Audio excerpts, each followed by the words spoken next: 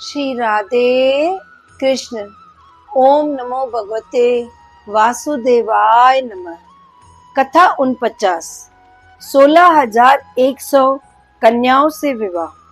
श्री सुखदेव महाराज ने कहा, हे परीक्षित, एक बार पृथ्वी स्त्री रूप धारण कर तप करने लगी। उनकी तपस्या से खुश होकर ब्रह्मा, विष्णु, महेश तीनों ने दर्शन दिए और उसकी तपस्या का कारण पूछा। धरती माता बोली, मुझे एक ऐसा पुत्र दीजिए जो महाप्रतापी हो। तीनों ने कहा, हे पृथ्वी, तेरा बेटा जो नरकासुर होगा वो भौमासुर के नाम से मशहूर होगा। वो वरुण देवता का छठ और माता आदित्य के कुंडल लेकर आएगा और पृथ्वी के राजाओं की 16,100 कन्याएं जबरदस्ती लेकर आएगा, पर उनसे विवाह नहीं करेगा। फिर श्याम सुंदर उससे युद्ध करेगा। इसके बाद जब तुम आज्ञा दोगी तभी कृष्ण भगवान उसे मारेगा। ये वरदान देकर देवता अंतर्ध्यान हो गए। कुछ समय बाद माता पृथ्वी को नरकासुर नाम का औलाद पैदा हुआ, जो भौमासुर के नाम से प्रसिद्ध हुआ। भौमासुर ने ज्योतिषपुर में रहकर सभी राजाओं पर जीत हासिल की और उनकी 16,100 कन्याओं को अपने जेल में बंद कर प्रण किया कि जब ये 20,000 हो जाएंगी तब उनसे शादी करूंगा। एक दिन श्री कृष्ण अपनी पत्नी सत्यभामा के साथ गरुड़ पर बैठकर घूम रहे थे।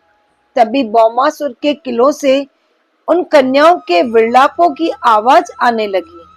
श्री कृष्ण जी ने अपने बाणों से भौमासुर के किले के टुकड़े टुकड़े कर दिए और अपना पंचजन्य शंख बजाया। उसकी आवाज इतनी तेज थी कि भौमासुर के सेनापति की नींद खुल गई और वो बाहर निकला। उसका नाम मोर था। उसके 5 सिर थे। वह पानी के अंदर सो रहा था। उसमें इतना तेज था कि किसी को भी भस्म कर दे, किंतु श्री कृष्ण ने उसे मार गिराया। सेनापति का नाम मोर दैत्य था, इसलिए उसे मारने के कारण श्याम सुंदर का नाम मुरारी भी पड़ा। बोलो श्री कृष्ण मुरारी की जय।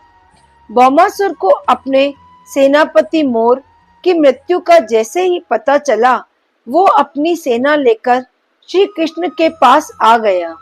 तभी श्याम सुंदर ने सत्यभामा से कहा, जब तक आप नहीं आज्ञा दोगी तब तक मैं इसे नहीं मार सकता, क्योंकि आप स्वयं पृथ्वी का अवतार हैं। यह आप ही का पुत्र है, जिसको वरदान मिला हुआ है कि वो आपकी आज्ञा के बाद ही मारा जाएगा। भौमासुर के सभी सैनिकों को मार देने के बाद मैदान में अकेले भौमासुर ही रह गया। फिर सत्यभामा की अनुमति पाकर श्री कृष्ण ने अपने धनुष से उसको मार दिया और उसके बाद बंदी गृह से 16,100 कन्याओं को आजाद किया।